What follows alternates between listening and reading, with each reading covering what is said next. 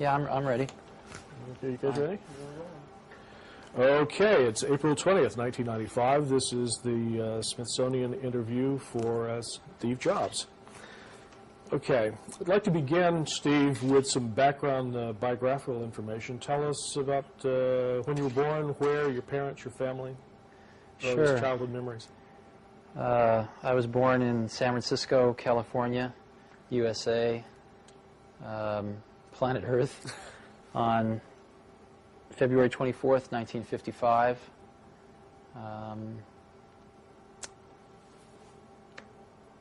I could go into a lot of details of my youth, but I don't know that anybody would really care about that too much. Only mine in 300 years, because all this print's going to disintegrate. Tell me a little bit about your parents, your family. What are the earliest things you remember?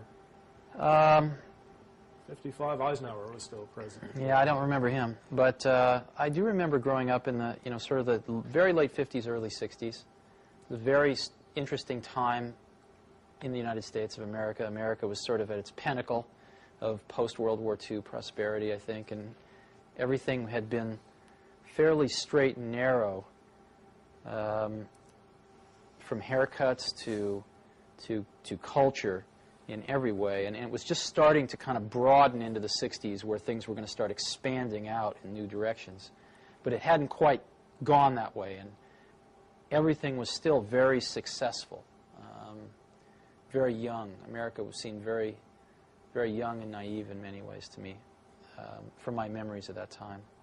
Yeah, so you would have been about 5 or 6 years old when John Kennedy was right. I remember president. John Kennedy being assassinated. I remember the exact moment I heard that he had been shot. Where were you when I was walking across the grass of my schoolyard going home at about 3 in the afternoon, and somebody yelled out that the president had been shot and killed. And I must have been about 7 or 8 years old then, I guess. And I knew exactly what it meant. I also remember very much the Cuban Missile Crisis. I probably didn't sleep for 3 or 4 nights because I was afraid if I went to sleep I wouldn't wake up.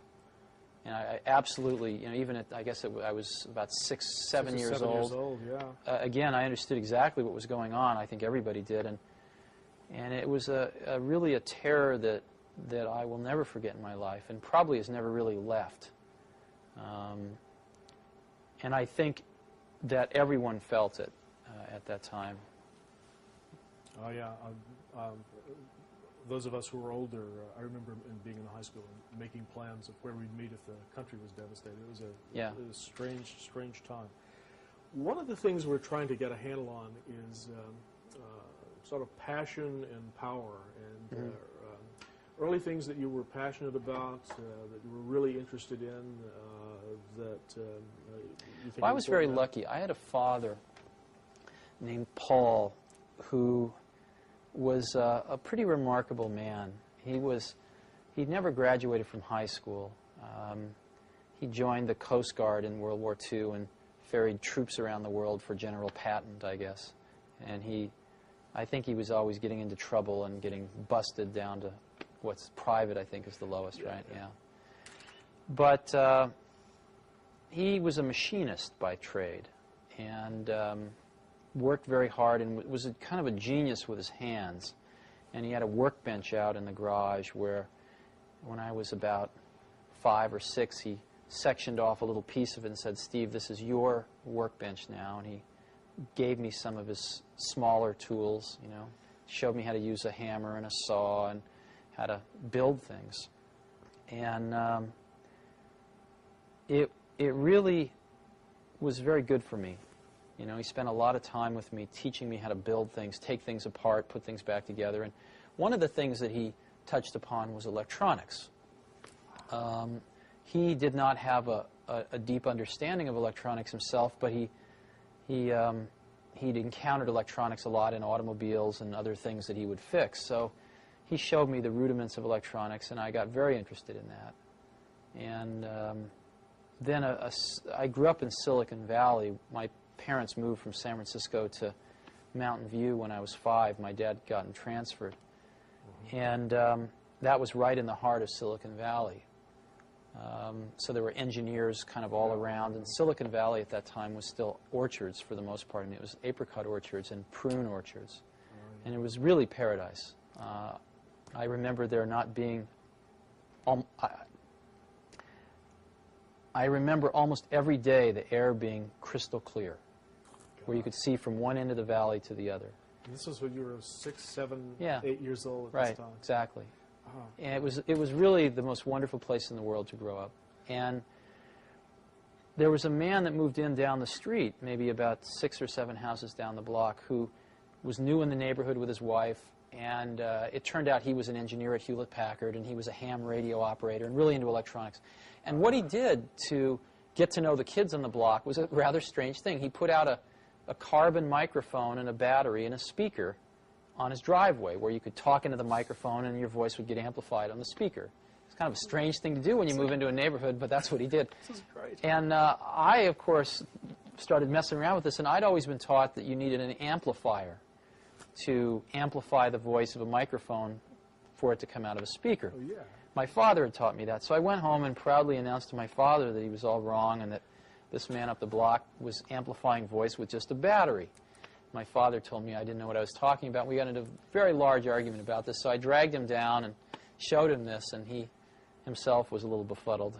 And I got to know this man whose name was Larry Lang, and he taught me a lot of electronics, too. He was great. And he used to build, you know, Heath kits, which they don't really have anymore. But Heath kits were really great. These Heath kits were these products that you would buy in kit form. You'd actually pay more money for them than you would if you just went and bought the finished product, if it was available. But these Heath kits would come with detailed manuals and on how to put this thing together, and all the parts would be laid out in a certain way and color-coded, and you'd actually build this thing yourself. And I would say that gave one several things. It gave one an understanding of what was inside a finished product and how it worked, because it would all include a theory of operation. But maybe even more importantly, it gave one the sense that one could build the things that one saw around oneself in the universe. I mean, you see, these things were not mysteries anymore. When you looked at a television set, you would think, well, I haven't built one of those, but I could. There's one of those in the Heathkit catalog, and I built 2 other Heathkits, so I could build a television set.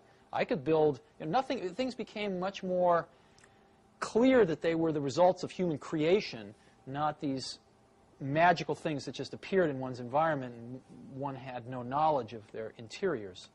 So it gave one a tremendous degree of self-confidence that through exploration and learning one could understand seemingly very complex things in one's environment. And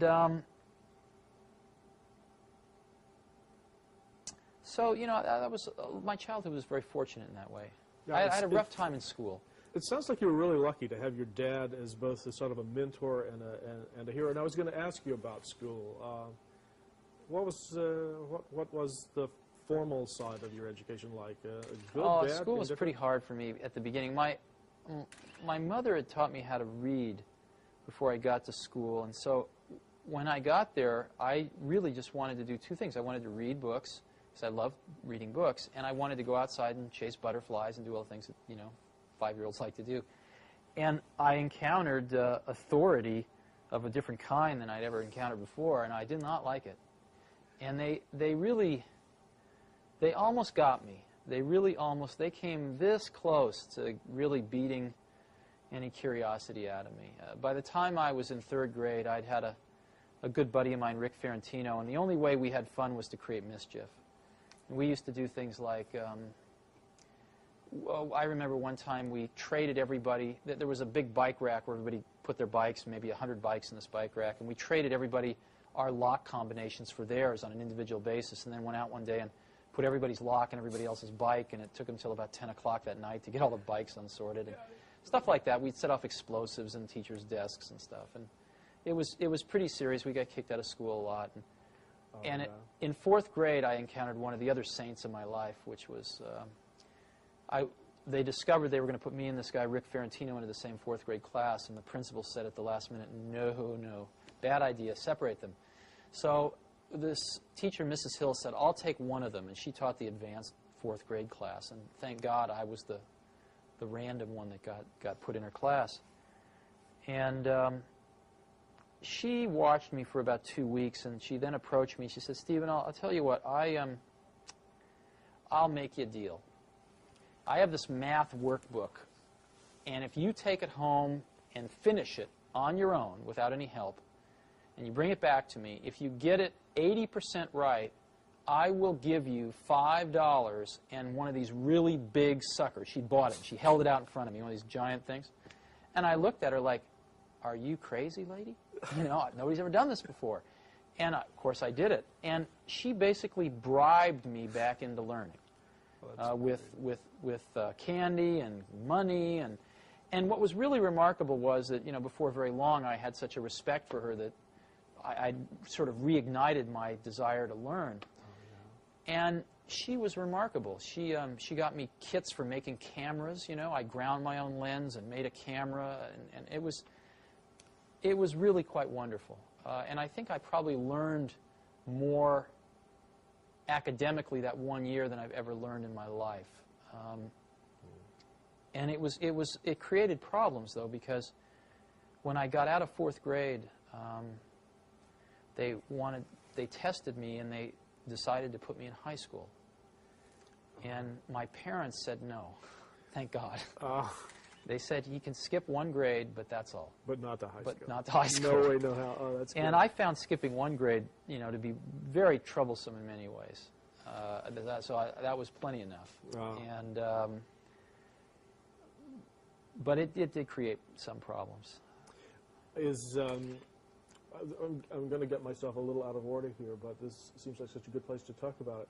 Is your experience in that 4th grade class, and do you think that had a major impact on your own interest in education? I mean, if there's anyone in the computer industry that's associated with computers and education, it's got to be you and Apple. I'm sure it did, but you know,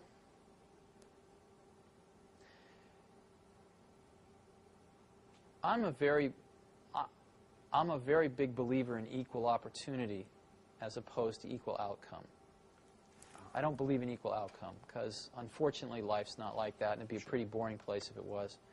But I really believe in equal opportunity, and equal opportunity to me, more than anything, means a great education. Probably, you know, the second, maybe even more important is a great family life, but I don't know how to do that. And I don't think anybody knows how to do that. But it pains me because we do know how to provide a great education. We really do. If we got our act together, we could make sure that every young child in this country got a great education. And we fall far short of that. And I know from my own education that if I hadn't encountered 2 or 3 individuals that spent extra time with me, I'm sure I would have been in jail. I'm 100% sure if it hadn't have been for Mrs. Hill in 4th grade and a few others, but maybe even especially her, I absolutely would have ended up in jail. Because I could see those tendencies in myself to sort of have a certain energy to do something, and it could have been directed to doing something interesting that other people thought was a good idea, or doing something interesting that other people maybe didn't like so much. Put you in jail, right? And so, I think when you're young, a little bit of course correction goes a long way. And I think it takes pretty talented people to do that. And I don't know that enough of them get attracted to go into public education. You can't even support a family on what you get paid. On what you get paid. And if you're smart, I sort of feel if somebody's smart enough that you want to turn your kids over to them for the majority of their childhood. I mean, the majority of their waking hours in their childhood are spent not with your parents, but with your teachers. Sure. I'd like the people that are teaching my kids to be good enough that they could get a job at the company I work for making $100,000 a year. Mm-hmm. Well, why should they work at a school for $35,000, $40,000 a year if they could get a job here at $100,000 a year? Absolutely. I mean, that's not is that an intelligence test? I mean, yeah, so exactly. I think we should basically be hiring them and paying them $100,000 a year. But the problem there, of course, is the unions. The unions are the worst thing that ever happened to education, because it's not a meritocracy. Yeah, exactly. It turns into a bureaucracy, which is exactly what's happened.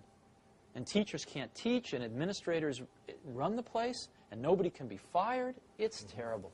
Well, some people say that that this new technology may be the networking world, if you will, may be a way to bypass that. Are you optimistic? No, I absolutely don't believe that. And as you pointed out, I've probably helped put more computers in more schools than anybody else in the world, and I'm up until this point in time, and I'm absolutely convinced that that is by no means the most important thing. No, the most important thing is another person that incites your curiosity, that guides your curiosity, that feeds your curiosity. And machines cannot do that in the same way people can. The elements of discovery are around you. You don't need a computer to know. I mean, you know, here. Why does that fall? You know why? Nobody knows why. Nobody in the entire world knows why that falls. We can describe it pretty accurately, but no one knows why. I don't need a computer to get a kid interested in that, to spend a week playing with gravity and trying to understand it and come up with reasons why. But you do need a person. You do need a person. And so, especially with computers the way they are now, computers are very reactive. But they are not proactive. They are not agents, if you will. They are very reactive. So what children need is something much more proactive. And they need a guide. They don't need an assistant. And I think we have the material to solve this problem in the world. It's just being deployed in other places. And I've been very strong believer that what we need to do in education is go to the full voucher system. I know this isn't what you care about, but this is what I care about a great deal. Well, and this is exactly what we care about. Okay, great. This was believe it or not, this was at the end, and we're one just of the things that I feel is that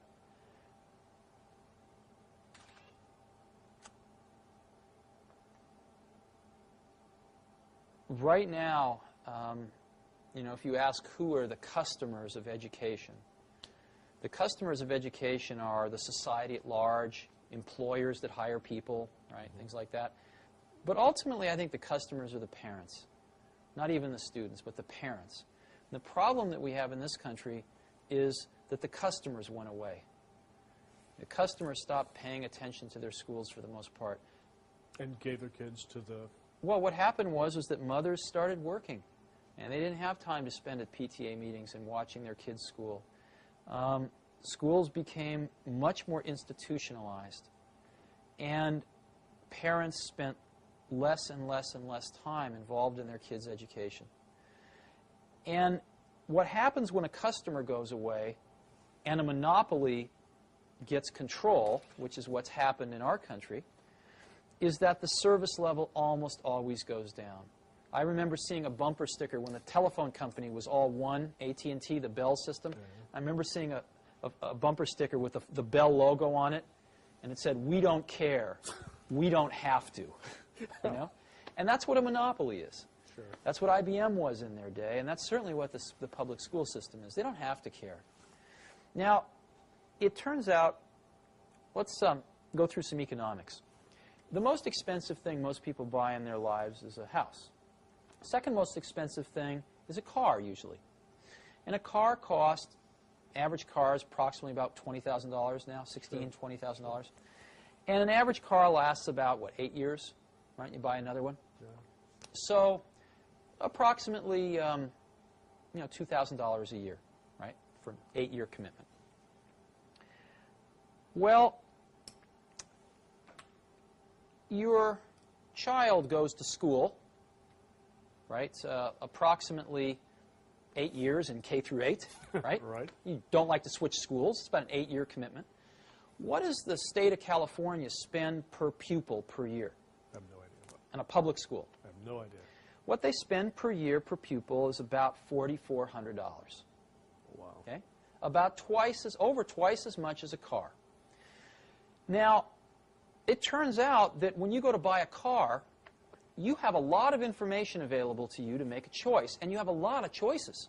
Oh, yeah. I mean, General Motors and Ford and Toyota and Chrysler and Nissan, they are advertising at me like crazy. I can't get through a day without seeing 5 car ads. And they seem to be able to make these cars efficiently enough that they can afford to take some of my money and advertise to other people with it. Sure. So that everybody knows all about these cars. And they keep getting better and better and better each year because there's a lot of competition. And there's a warranty. And there's a warranty, that's right. But in schools, since people don't feel like they're spending their own money, they feel like it's free, right? No one does any comparison shopping. Matter of fact, if you want to put your kid in a private school, you can't take the $4,400 a year out of the public school and use it. You have to come up with, you know, $5,000 or $6,000 of your own, or even $4,400 of your own money. Sure. Or more. I believe very strongly that if the country gave each parent a voucher, a check for $4,400 that they could only spend at any accredited school,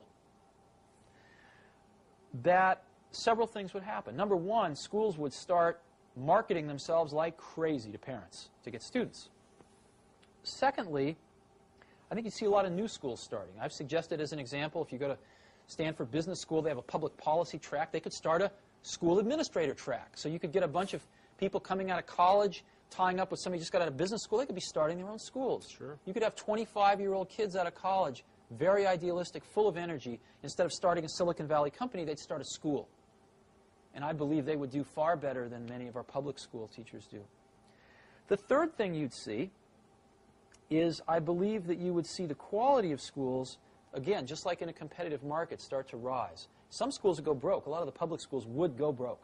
There's no question about it. It would be rather painful for the first several years. And deservedly so. But I think far less painful than the kids going through the system as it is right now. And some people, the biggest complaint is, of course, that schools would pick off all the good kids and all the bad kids would be left to wallow together in either a private school or the remnants of the public school. To me, that's like saying, well, all the car manufacturers are going to make BMWs and Mercedeses and nobody's going to make a $10,000 car. Well, I think the most hotly competitive market right now is the $10,000 car area. You've got all the Japanese playing in it. You've got General Motors that spent $5 billion subsidizing Saturn so far so that they can compete in that market. You've got Ford, which has just introduced 2 new cars in that market. You've got Chrysler with the Neon. Yeah. So you're spending $32,000 and you're getting a $500 used car in some cases.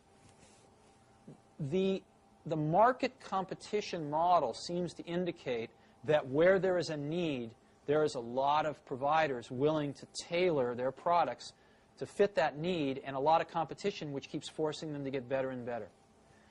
So I think the problems we've got, I used to think when I was in my 20s that technology was the solution to most of the world's problems. And unfortunately, it ain't so. It's sort of, I'll give you an analogy. A lot of times we think, why is television programming so bad? Why are television shows so bad, so demeaning, so poor? And the first thought that occurs to you is, well, there's a conspiracy. The networks are feeding us this slop because it's cheap to produce, because of this, because of that. It's the networks that are controlling this, and they are feeding us this stuff to try to dumb down the American public. But the truth of the matter, of course, if you study it in any depth, is the networks absolutely want to give people what they want so that they watch the shows. If people wanted something different, they would get it. And the truth of the matter is, the shows that are on television are on television because that's what people want. The majority of the people in this country want to turn on the television and turn off their brain. And that's what they get. And that's far more depressing than a conspiracy. Conspiracies are much more fun than the truth of the matter, which is that a vast majority of the American public are pretty mindless most of the time. I think the school situation is equally, there's a parallel here when it comes to technology. It is so much more hopeful to think that technology can solve the problems that are really more human and more organizational and more political in nature. And it ain't so. we need to attack these things at the root, which is people, and how much freedom we give people, the competition that will attract the best people. Unfortunately, the side effect of pushing out a lot of 46-year-old teachers that lost their spirit, 15 years ago and shouldn't be teaching right now. So I think I feel very strongly about this. And I wish it was as simple as giving every kid a computer, but it won't work. Yeah, and I'm really glad we had a chance to talk about it up front. Sure. I'm going to change the tape sure. and go back. I'm sorry? I'm sure the NEA will grab.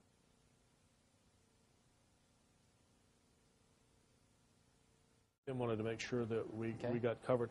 And one of the things was about the books about your life and career. So much has been written about you. Rather than go over a lot of those stories, I was going to ask if there are any of those books, or which one do you think is the best and the fairest, and if there are aspects that of your career that you think have been left out that you'd like to have addressed.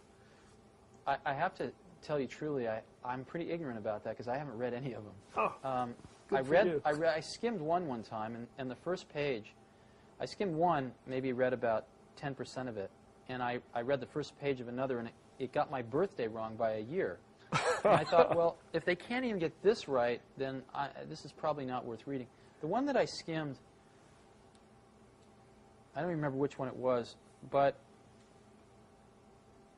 I've always considered part of my job was to keep the quality level of people in the organizations I work with very high. I mean, that's what I consider one of the few things I actually, can contribute individually myself versus the team that I work with is to really try to instill in the organization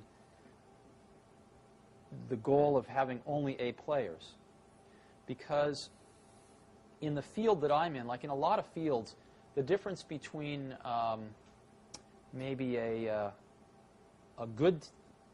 worst taxi cab driver and the best taxi cab driver to get you across town Manhattan might be 2 to 1. Best one will get you there in 15 minutes. The worst one will get you there in half an hour. Or the best cook and the worst cook, maybe it's 3 to 1. Sure. Pick something like that. Most things in life, the best post person, the worst post person. In the field that I'm in, in software in particular, the difference between the best person and the worst person is about 100 to 1 or more. The difference between a good software person and a great software person is probably 50 to 1, 25 to 50 to 1. Huge dynamic range.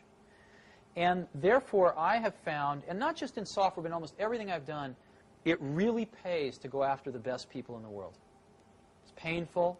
It's very painful when you have some people that are not the best people in the world, and you have to get rid of them. To tell them. But I found that my job has sometimes been exactly that, to get rid of some of the people that didn't measure up.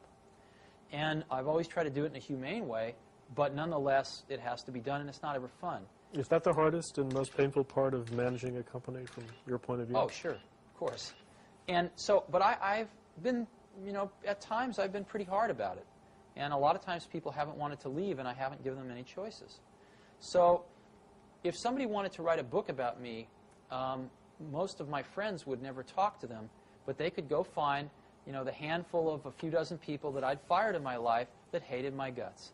And that was certainly the case in this one book I skimmed. I mean, it was just, let's throw the darts at Steve. Oh, yeah. And, such is life. I mean, that's the sort of the world I've chosen to live in. And if I didn't like that part of it enough, I'd escape, and I haven't. So I'm willing to put up with that. But I certainly didn't find it very accurate. Okay, then this gives us a golden opportunity then to let you tell your own story for a while. And I've got a couple of questions I wanted to ask you about specifically about your experience at Apple. I mean, looking back at the years you were there, what, in your own view, were the accomplishments that you were most proud of? Are there a couple of Apple stories that you really like to tell? Oh, Apple was this incredible journey. I mean, we did some amazing things there. The thing that bound us together at Apple was not, it was the ability to make things that were going to change the world.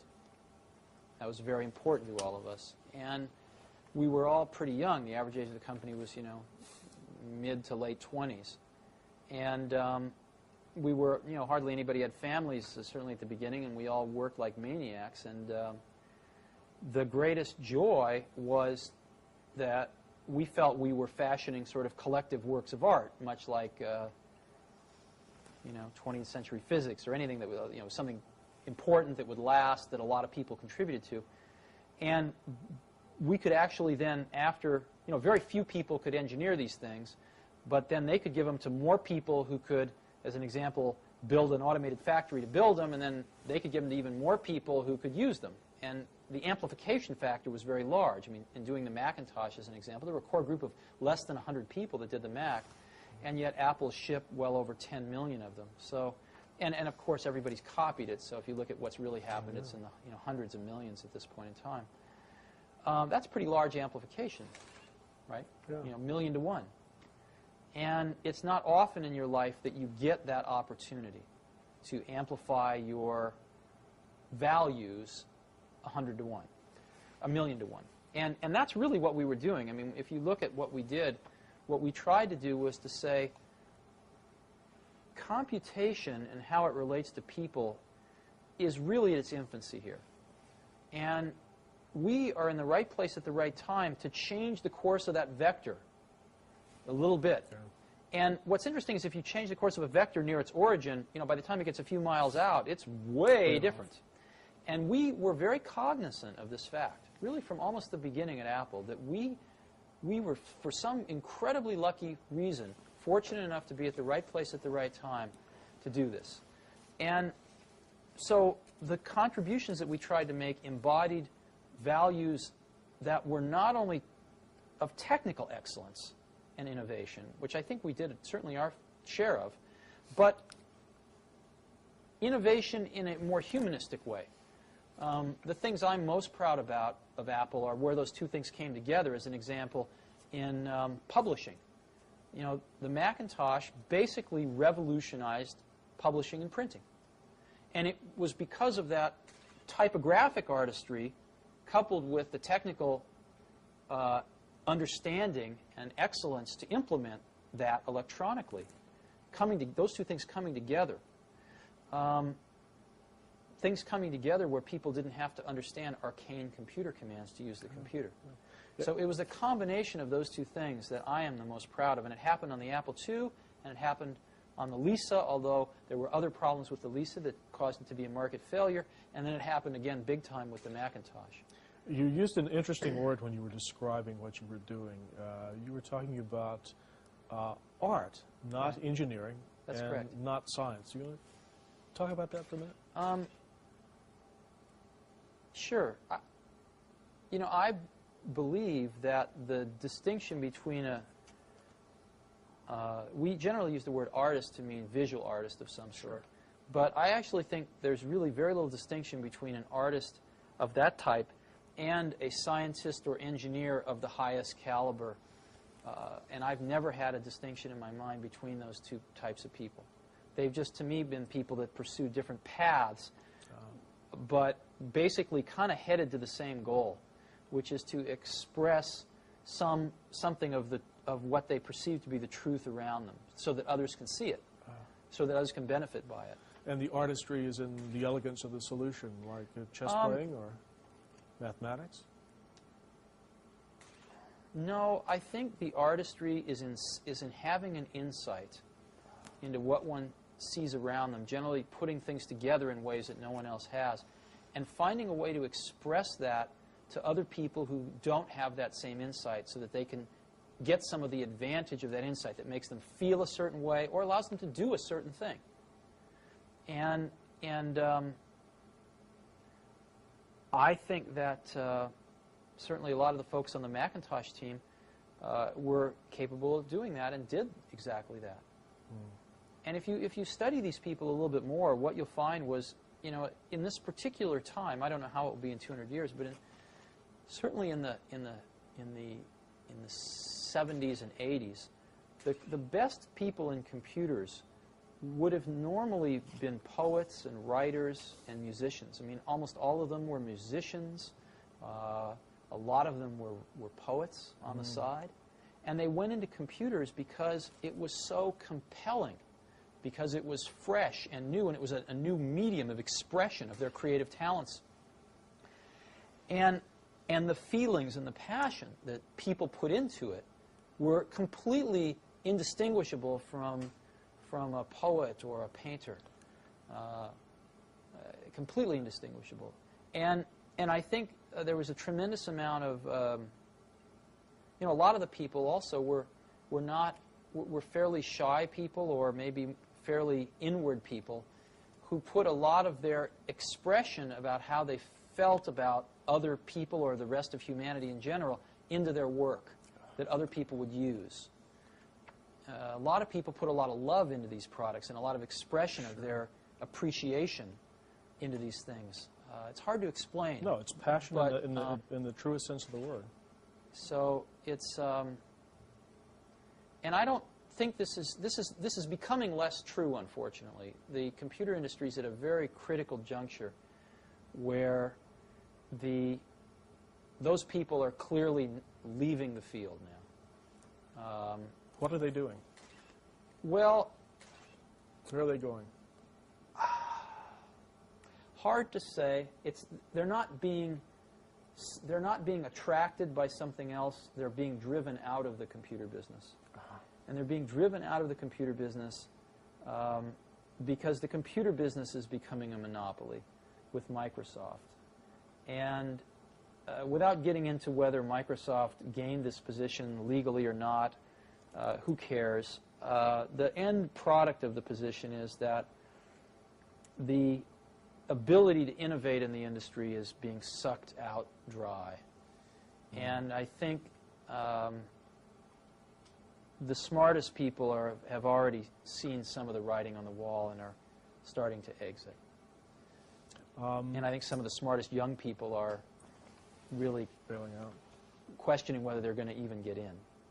So hopefully things will change over time, but I think it's kind of a dark period right now. We're entering that. Well, Apple had a reputation as a company that absolutely broke a mold and set its own course. Looking back from where you are today with Next, do you think, with what you know now, that as Apple grew big, it could have sustained that original approach, or did it have to become a big standard American computer company? Funny question. Apple did grow big and sustain that approach. When I left Apple, it was a $2 billion company. I mean, that's not too small. We were Fortune 300 and something, like the 350th largest company in the country. When the Mac was introduced, we were a $1 billion corporation. So Apple, grew from nothing to $2 billion when I was there. That's a pretty high growth rate. And it grew 5 times since I left, basically on the back of the Macintosh. So I think what's happened since I left in terms of growth rate's been trivial compared with what it was like when I was there. No, what ruined Apple wasn't growth. What ruined Apple was values.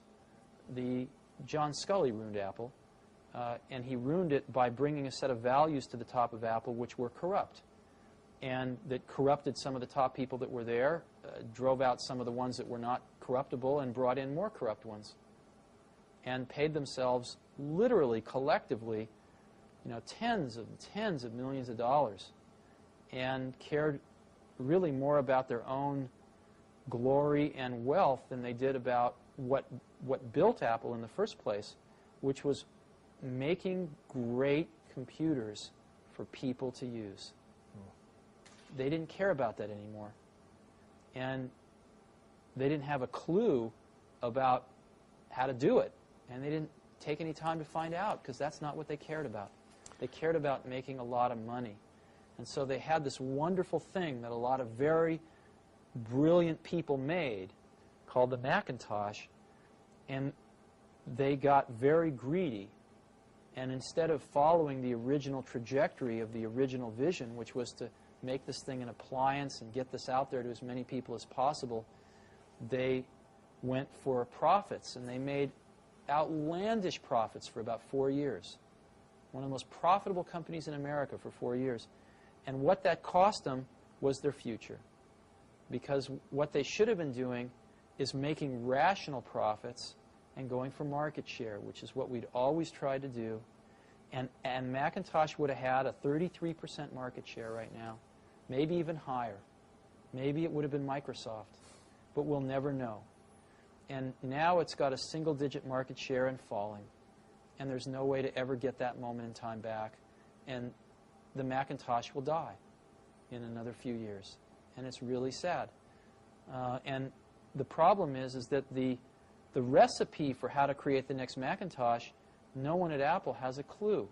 Because no one running any part of Apple was there when the Macintosh was made. Or any other product at Apple. They've just been living off that one thing now for over a decade. And the last attempt was the Newton, and you know what happened to that. So it's kind of tragic, but as unemotionally as I can be, that's what's happening. And unless somebody pulls a rabbit out of a hat, you know, these things, companies tend to have long glide slopes because of the installed bases. Sure. But Apple's just gliding down this glide slope, and they're losing market share every year. And things start to spiral once you get under a certain threshold. Developers no longer write applications for your computer, so you know, then it really starts to spiral down. Sure. Well, this obviously, I mean, there's obviously still a lot of emotional attachment to. Oh, sure. To Apple. I want Apple to live forever and keep shipping great products forever. And I mean, Apple could have been Apple was for a while like a Sony. It was the place that made the coolest stuff.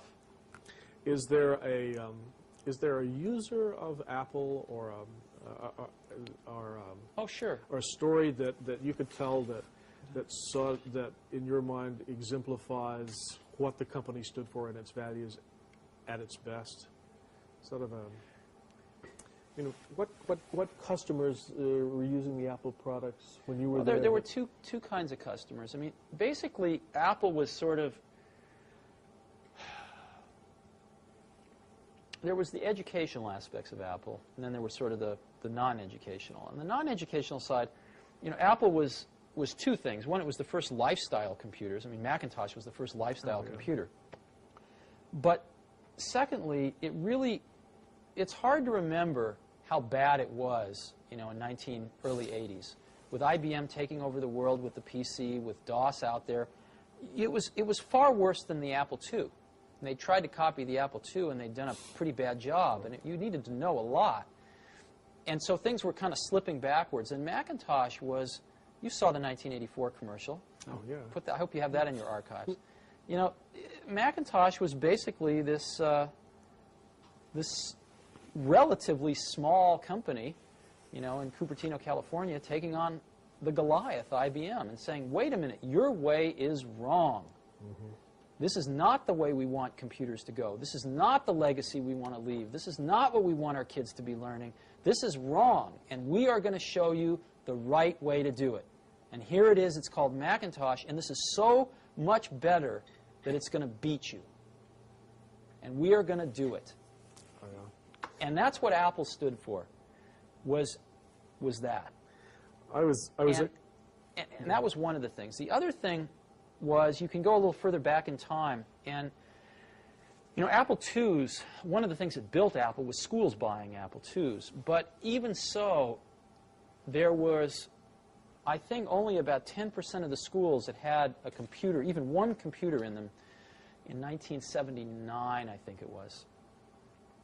And when I grew up, I was, again, lucky because I was in Silicon Valley. When I was 12, I think I saw my first computer. 10 or 11, maybe 11 or 12. It was down at NASA Ames. And I didn't see the computer. I saw a terminal, and there was theoretically a computer on the other end of the wire.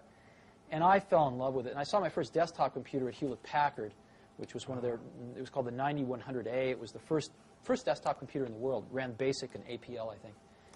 And I fell in love with them. And I thought, as we looking at these statistics in 1979, I thought, you know, if there was just one computer in every school, some of the kids would find it, you know. Yeah. If it was just there, someone will find it, and it will change their life. And we saw the rate at which this was happening and the rate at which the school bureaucracies were deciding to buy a computer per school. And it was so slow that we realized that a whole generation of kids was going to go through the school system before they even got their first computer. So we thought, the kids can't wait for this, basically. And we wanted to donate a computer to every school in America. It turns out there's about 100,000 schools in America, about 10,000 high schools, about 90,000 K through 8. And we couldn't afford that as a company.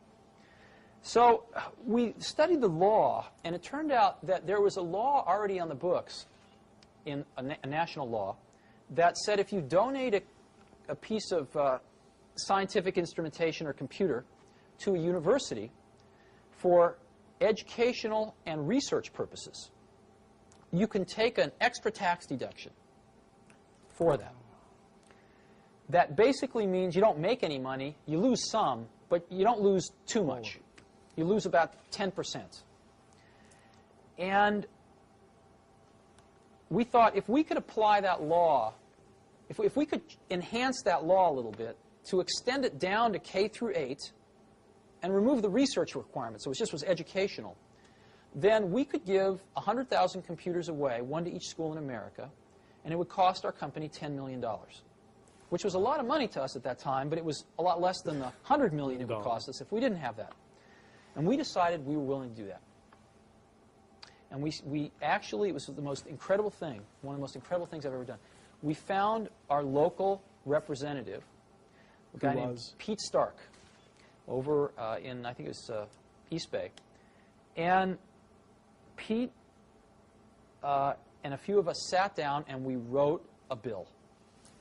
We literally drafted a bill to make these changes. And we committed. We said if this law changes, we will donate 100,000 computers at a cost of $10 million to us. And we called it the Kids Can't Wait bill. And Pete Stark introduced it in the House, and Senator Danforth introduced it in the Senate. And I refused to hire any lobbyists. And I went back to Washington myself, and I actually walked the halls of Congress for about 2 weeks. And it was the most incredible thing. I met probably 2/3 of the House and over half of the Senate myself and sat down and talked with them. And it was very interesting. I found the House members were routinely less intelligent than the Senate members. And they were much more knee-jerk to their constituency, which I found initially quite offensive. But I came to understand that maybe that's a really good idea. Maybe that's the way the framers wanted it. They weren't supposed to think too much. They were supposed to represent. Maybe the senators were supposed to think a little more. But it's a precursor of it was very interesting. Anyway, the bill passed the House with the largest favorable majority of any tax bill in the history of this country. Okay? Wow. What happened was, it was during Carter's lame duck session, and Bob Dole, who was then the Speaker of the House, killed it. He would not bring it to the floor. And we ran out of time. And so we would have had to have started the entire process over the next year. And I gave up. I said, this is crazy. However, fortunately, something unique happened. California thought this was such a good idea that they came to us and they said, you don't have to do a thing. We're going to pass a bill that says, since you operate in the state of California, pay California tax, we're going to pass this bill that says if the federal bill doesn't pass, then you get the tax break in California. You can do it in California, which there are 10,000 schools. So we did. Wow. We gave away 10,000 computers in the state of California. We got a whole bunch of the software companies, gave away a bunch of software. We trained teachers for free, and we monitored this thing over the next few years. It was phenomenal. It was really phenomenal. And one of my great experiences, but also one of my biggest regrets, was that we really tried to do this on the national level and got so close. Great story. And I don't think Bob Dole even knew what he was doing, but he really, unfortunately, screwed up here. Yeah. Major. Oh, that's a great story. That's a great. But story. that was also part of what Apple was about. Now, on the business side, I was at the Washington Post when the Macintosh was introduced, and the Washington Post was an IBM Big Blue shop, and nobody was going to play with it. That's right. And the Macintosh infiltrated the Post. There was almost a guerrilla movement. And it started with ad artists, and now the whole front end of the newspaper is being done on Macintosh Apple machines. On the business side, was that fairly common? This oh, sure, guerrilla cult movement on see, we had no concept of how to sell to corporate America because none of us had ever come from there. I mean, it was like another planet to us. I mean, unfortunately, I've had to learn all that stuff now. And if I'd only known then what I know now, we could have done a lot better, but didn't know that stuff and didn't have any people that did. So our attempts to sell to corporate America were just bungled. And we ended up just selling to people that sort of were buying a product for its merit, not because of the company it came from. I mean, everybody was very hooked on Big Blue back then. Oh, yeah. And they bought IBM mindlessly, that famous phrase, you never get fired for buying IBM. But we, fortunately, were able to change a lot of that. And Apple, as you know, even I believe today, is a bigger supplier of personal computers than IBM. Great stories. Tell me about Next. What motivated you to establish Next, and what were the goals that you set out to accomplish when you set up this new company? Oh, that's complicated. We basically wanted to keep doing what we were doing at Apple, keep innovating, and we didn't see that was going to happen. And we made a mistake, which was to try to follow the same metaphor that we did at Apple, to make the whole widget. And the market was changing. The industry was changing. The scale was changing. And in the end, we knew we would sort of be the last company that made it or the first that didn't. You know, we were right on that edge. And we thought we'd be the last one that really made it, but we were wrong. We were the first one that didn't make it. And I think pretty much put an end to the companies that have ever tried to do that.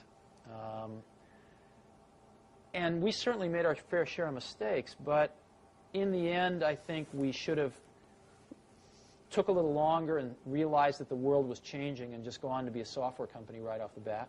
Right off the bat. But the machine got great reviews. Well, the machine was the best machine in the world. Listen, believe it or not, they're selling on the used market today for, in some cases, more than we sold them for originally. They're hard to find even today, and we haven't even made them for 2 years, 2.5 years. What are the features that people, are there features on the old Next machine, old, it's not that old, that are still missing from computers today? Or? Oh, sure. What? Tell us about it. Well, first of all, it was a totally plug-and-play machine. Right? Except for Macintosh, that's hard to find. It was an extremely powerful machine, though, way beyond the Macintosh. So it sort of combined the power of the workstations with this plug-and-playness of the Mac, which is quite nice. Second of all, the machine had a sort of a fit and finish that you don't find today. Beautiful. No, I don't just mean in packaging. I mean in sort of operation. Simple things to complex things. Simple things like soft power on and off. I mean, trivial little thing, but as you know, one of the biggest reasons people lose information in computers is they turn them off at the wrong time. And when you get into a multitasking network system, that can happen. That can even have much more severe consequences. So, we were the first people to ever do that, still some of the only people to do that, where you push a button and you tell the computer, you request the computer to turn off. It figures out what it needs to do to shut down gracefully and then turns itself off. Of course, the Next computer was the first computer with built-in, high-quality sound, CD-quality sound, and most people do that now, which is great. It took them a long time, but most people do that now. Yeah, just ahead of its time. Yeah, just ahead of its time. But change the tape. I need. Ready to roll? Tell me about the Next Step software. What makes it different? What trends does it respond to? That's the real gem. I'll tell you an interesting story. When I was at Apple, a few of my acquaintances said, you really need to go over to Xerox PARC, which was Palo Alto Research Center, PARC, and see what they've got going over there. Now, they didn't usually let too many people in, but I was able to get in there and see what they were doing, and I saw their early computer called the Alto, which was a phenomenal computer. And they actually showed me 3 things there that they had working in 1976. I saw them in 1979. That took really until a few years ago for us to fully recreate, for the industry to fully recreate, in this case with Next Step. However, I didn't see those 3 things. I only saw the first one, which was so incredible to me that it saturated me, it blinded me to see the other 2. And it took me years to sort of recreate them or rediscover them and incorporate them back into the model. But they were very far ahead in their thinking. They didn't have it right. I mean, the stuff they had done was not really right, but it was the germ of the idea of all 3 things was there. And the 3 things were graphical user interfaces, object-oriented computing, and networking. Let me go through those. Graphical user interfaces. The Alto had the world's first graphical user interface. It had windows. It had a crude menu system. It had crude panels and stuff. It didn't work right, but it basically was all there. Objects. They had Smalltalk running. The world's first, or not the first, but really basically the first object-oriented language. Simula was sort of the first, but Smalltalk was the first official object-oriented language. Third, networking. They invented Ethernet there, as you know, and they had about 200 Altos with servers hooked up in a local area network there, doing email and everything else over the network, all in 1979. I was so blown away with the potential of the germ of that graphical user interface stuff I saw that I didn't even assimilate or even stick around to investigate fully the other 2. What Next Step was the completion of turning some of that vision into a reality, incorporating the world's first truly commercial object-oriented system, Next Step, and really for its time being the most networked system in the world when it came out.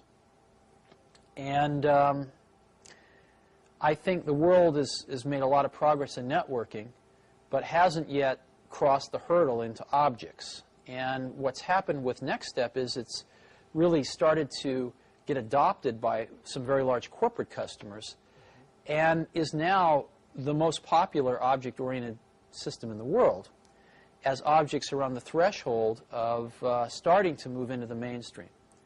And so the company last year recorded its first profit in its 9 years history and sold $50 million worth of software. I think we're going to have some significant growth this year.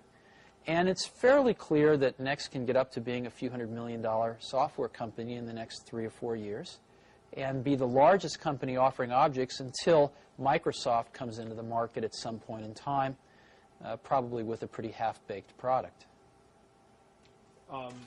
Some people say that in the future, object-oriented software is going to be the only kind of... of course that's true. Yeah, the minute... I remember it being at Xerox in 1979 because it was one of those sort of apocalyptic moments. Yeah.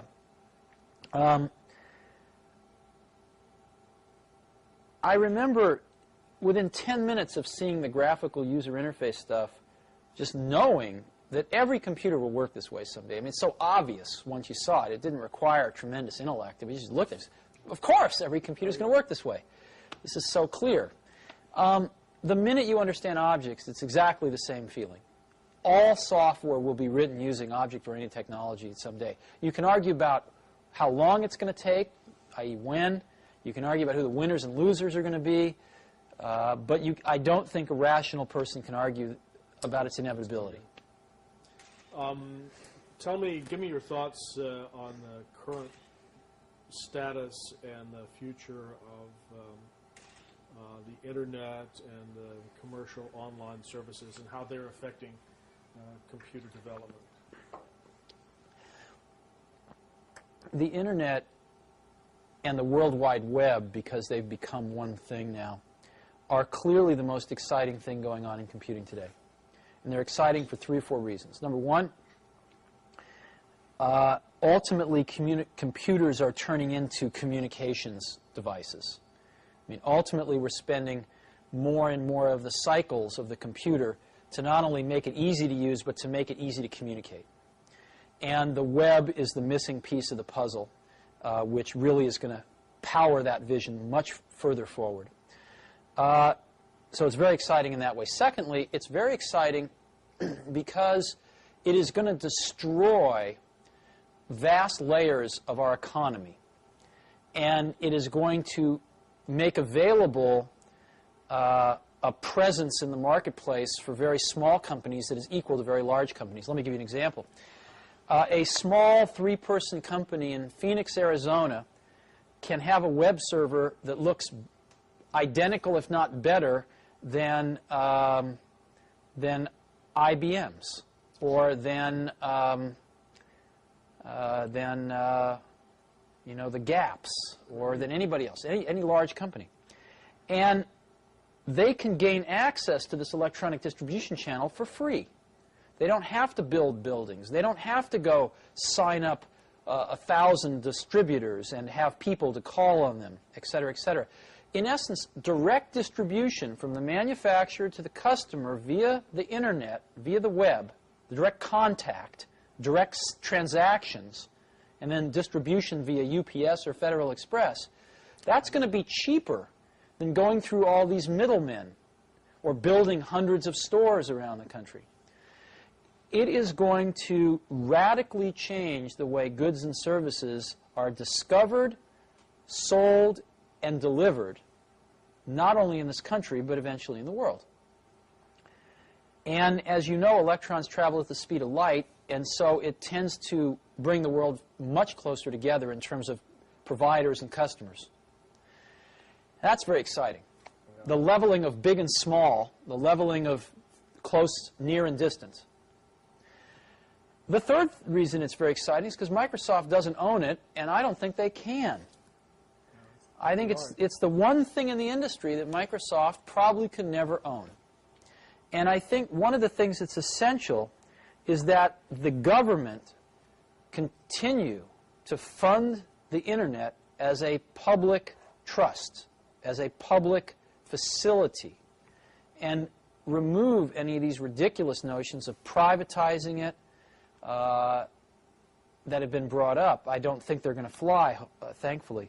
The Internet costs the U.S. government about $50 to $75 million a year.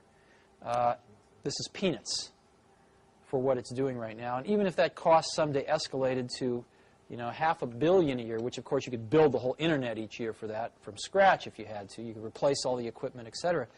That would be an extraordinarily small price to pay for keeping it from getting into the hands of any one company, and thereby starting to destroy or control the innovation that could take place around the Internet. It's the one last bright spot of hope in the computer industry for some serious innovation to happen at a rapid pace. And what's also great about it is, again, the U.S. is in the forefront here. That's what's great about the whole personal computer and software industry, but this is another example of where the U.S. is in the forefront. I think it should be kept open. It should be kept free. Yeah. How do you feel about? I mean, the World Wide Web is becoming a global phenomenon. Yes. Are you optimistic about it staying free? Yes, I am optimistic about it staying free. But before you say it's global too fast, it's estimated that over 1/3 of the total Internet traffic in the world originates or destines in California. So I actually think this is pretty typical, where California, again, is certainly in the leading edge of this not only technical but cultural shift. So I do expect the web to be a worldwide phenomenon, distributed fairly broadly. Right now, I think it's a U.S. phenomenon that's moving to be global, and again, very concentrated in certain pockets, California being one. Oh yeah, well, 85% of the world doesn't have access to a telephone yet, so, right. But potential there, and you're pretty optimistic. Tell me about Pixar. Pixar is very interesting. I got hooked up with some folks. Again, a friend of mine told me I should go visit these crazy guys up in San Rafael, California, who were working at Lucasfilm. Now, George Lucas, whom you know, produced the Star Wars film trilogy, was a smart guy. And at one point, when he had a lot of money coming in from these films, realized that he ought to start a technology group. He had a few problems he wanted to solve. Let me give you an example of one. When you make a copy of an analog audio recording, like a tape cassette to another tape cassette, you pick up noise artifacts. In this case, hiss on the tape. If you make a second-generation copy, it gets worse exponentially. The same is true of optical analog copies. If you take a piece of film, make an optical copy, you pick up noise artifacts, in this case optical noise, which comes across as blurriness in some cases, comes across as other noise artifacts in other cases. Now, George, to make Star Wars, actually had to composite together up to 13 pieces of film for each frame. The matte paintings for the backgrounds might be a few pieces of film. The models might be a few pieces of film. The live action might be a few pieces of film. Some special effects might be a few pieces of film. And every time he'd make a copy to composite two together, then add a third, then add a fourth, he was adding noise artifacts in each generation. And if you go buy a Laserdisc of any of the Star Wars movies and you stop it on some of the frames, they are really grungy, incredibly noisy, very bad quality. George, being the perfectionist he was, who figured out how to do this at all, said, I'd like to do it perfectly. I'd like to do it digitally, and nobody had ever done that before. So he hired some very smart people, and they figured out how to do it for him, digitally with no noise artifacts. Software, and they actually built some specialized hardware at the time. George, at some point, decided that this was costing him several $1 million a year and decided he didn't want to fund it anymore. So I bought this group from George Lucas, and I incorporated it as Pixar, and we set about basically revolutionizing high-end computer graphics. If you look at the 10 most important revolutions in high-end computer graphics in the last 10 years, 8 of them have come out of Pixar. All of the software that was used to make Terminator, as an example, to actually construct the images you saw on the screen, or Jurassic Park with all the dinosaurs, was Pixar software. Industrial Light and Magic uses it as the basis for all of their stuff. But Pixar had another vision than to do special effects. Pixar's vision was to tell stories, to make real films. And so our vision was to make the world's first animated feature film that was completely computer synthetic. Sets, characters, everything. And after 10 years, we have done exactly that. We have developed the tools, which are all proprietary, to do this, to manage the production of this thing, as well as the drawing of this thing and the computer synthetic drawing. And we are finishing up making the world's first computer animated feature film. Pixar has written it, directed it, producing it, and the Walt Disney Corporation is distributing it. And it's coming out this year as Walt Disney's Christmas picture. It's coming out November 11th, I believe, and it's called Toy Story. And you will hear a lot about it because I think it's going to be the most successful film of this year.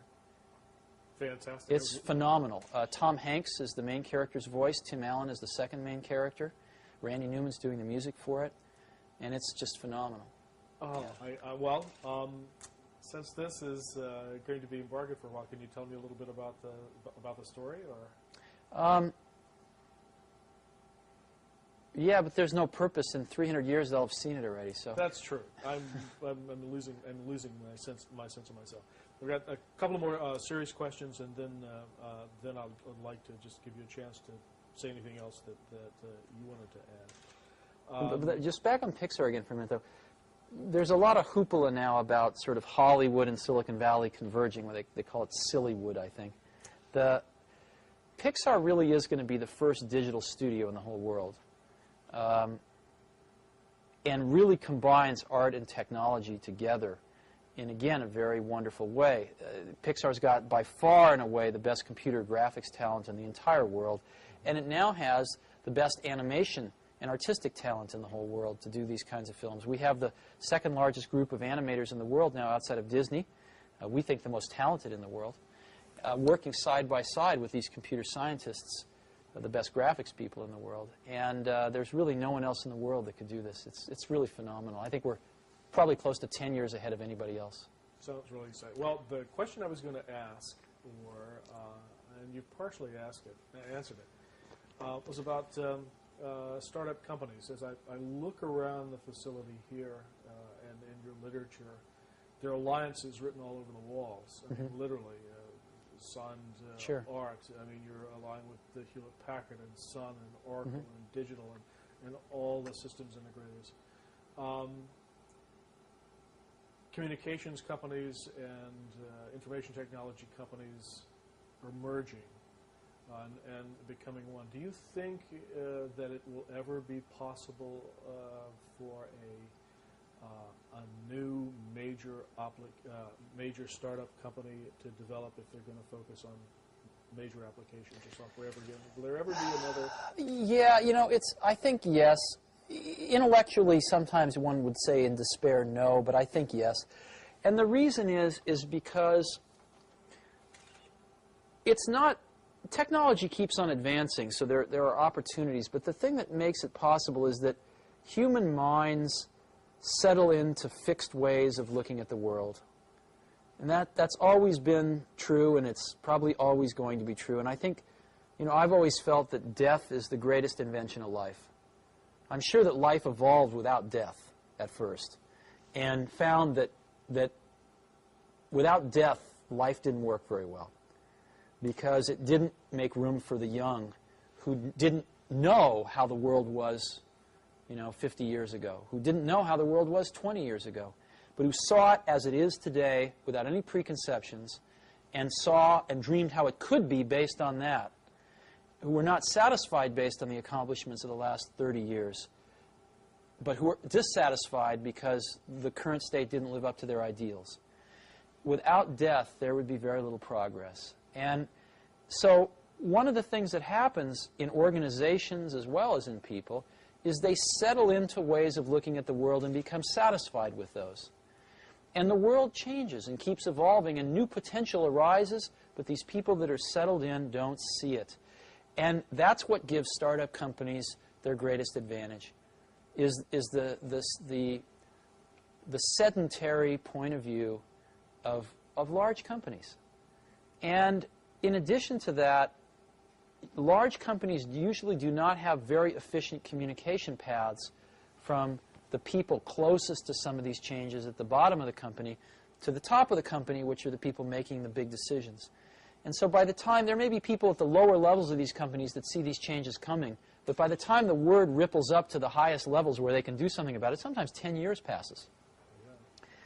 And even in the case where part of the company does the right thing, at the lower levels, usually the upper levels screw it up somehow. I mean, IBM in the personal computer business was a good example of that. So I think as long as humans don't solve this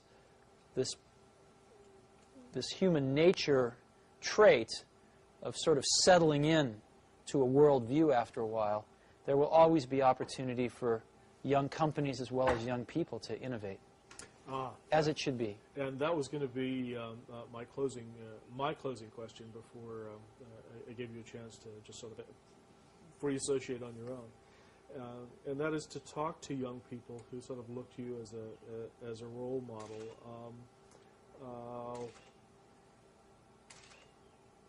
Opportunities for innovation you think are still possible. What are the factors for success for young people today, and what pitfalls should they avoid if you're playing the role of elder statesman? For entrepreneurs? Yeah, for young entrepreneurial. Oh, I get asked this a lot, and I have a pretty standard answer, which is a lot of people come to me and they say, well, I want to be an entrepreneur. And I go, oh, that's great. What's your idea? And they go, well, I don't have one yet. And I say, well, I think you should go get a job as a busboy or something until you find something you're really passionate about, because it's a lot of work. And I'm convinced that about half of what separates the successful entrepreneurs from the non-successful ones is pure perseverance. It is so hard. You pour so much of your life into this thing, and there are such rough moments in time that most people give up. I don't blame them. I mean, it's really tough, and it consumes your life. I mean, if you've got a family and you're in the early days of a company, I can't imagine how one could do it. I'm sure it's been done, but it's rough. I mean, because it's pretty much an 18-hour-a-day job, 7 days a week for a while. So unless you have a lot of passion about this, you're going to not survive. You're going to give it up. So you got to have an idea or a problem or a wrong that you want to right that you're passionate about. Otherwise, you're not going to have the perseverance to stick it through. And I think that's half the battle right there. Well, I lied, because your talking made me think of the other side of that. We talked about the passion side. What would you say? There's passion and then there's power. What would you say about the responsibilities of power once you've achieved a certain level of success? Power? Yeah. What is that? You need passion to build a company like Apple or IBM or any other major company. But once you've taken the passion to that level and have built a company and are in a position like Bill Gates at Microsoft or anybody else, yourself, what are the responsibilities of those who have succeeded and have economic power, social power? I mean, you've changed the world. What are your responsibilities within that framework or paradigm? Oh, I mean, that question can be taken on many levels. Obviously, if you're running a company, you have responsibilities. But as an individual, I don't think you have responsibilities. I think the work speaks for itself. And I don't think that people have special responsibilities just because they've done something that other people, like or don't like or what have you. I think the work speaks for itself. I think people can choose to do things if they want to. But, I mean, we're all going to be dead soon. That's my point of view. Somebody once told me, they said, live each day as if it will be your last, and one day you'll certainly be right. And I do that. And I really, you never know when you're going to go. But you are going to go pretty soon. And if you're going to leave anything behind, it's going to be, your kids, a few friends, and your work, right? So that's what I tend to worry about. I don't tend to think about responsibility. Matter of fact, I tend to like to, on occasion, pretend I don't have any responsibilities. I try to remember the last day when I didn't have anything to do and I had nothing to do the following day that I had to do. I had no responsibilities, and it was, decades ago. So I have to pretend when I want to feel that way. So I don't think in those terms. I think you have a responsibility to do really good stuff and get it out there for people to use and let them build on the shoulders of it and keep making better stuff. So the responsibilities to yourself and to your own standards and... Well, in our business, one person can't do anything anymore, but you create a team of people around you, and you have a responsibility of integrity of the work to that team. Everybody does, and you try to turn out the best work you can. Any final comments or thoughts, either for the record or off the record?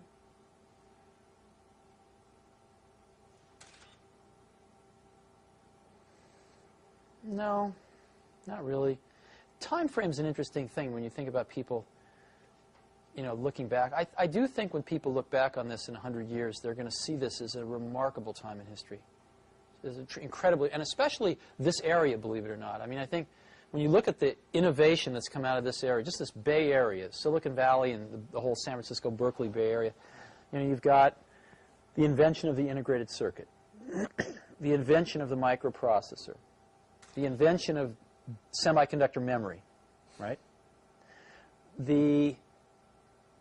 Certainly the invention of the modern hard disk drive, the invention of the floppy disk drive. The invention of the modern floppy disk drive. Those were invented at IBM, the hard disk and the floppy disk. But the commercialization of those things. The invention of the personal computer. The invention of genetic engineering. The invention of object-oriented technology. The invention of graphical user interfaces at PARC, followed by Apple. The invention of networking. All that happened in this Bay Area. Isn't that incredible? Yeah. Why do you think it happened? Why here? Why here?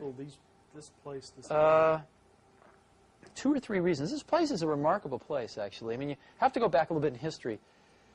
I mean, this is where the beatnik era happened, San Francisco. It was a pretty interesting thing. This is where the hippie movement happened. This is the only place in America where rock and roll really happened, right?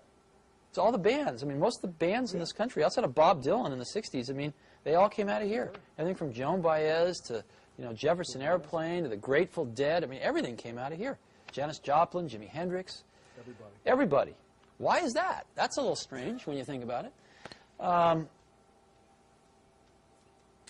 And then you've also had Stanford and Berkeley, 2 awesome universities, drawing smart people from all over the world and depositing them in this clean, sunny, nice place where there's a whole bunch of other smart people and pretty good food, right? And, at times a lot of drugs and a lot of fun things to do. So they stayed. And so there's a lot of human capital pouring in here, right? A lot of human capital. Really smart people. The average, people seem pretty bright here relative to the rest of the country, and people seem pretty open-minded here relative to the rest of the country. And I think it's just a very unique place. And I think it's got the track record to prove it. So that tends to attract more people, too. And I give a lot of credit to the universities. Probably the most credit of anything to Stanford and Berkeley, UC Cal. Yeah. That's great. Thanks. Well, I cannot tell you how much we appreciate this. Sure, I hope it's helpful. Oh, and it will be. We'll give you a copy of this. And well, I just did David Packard yesterday, and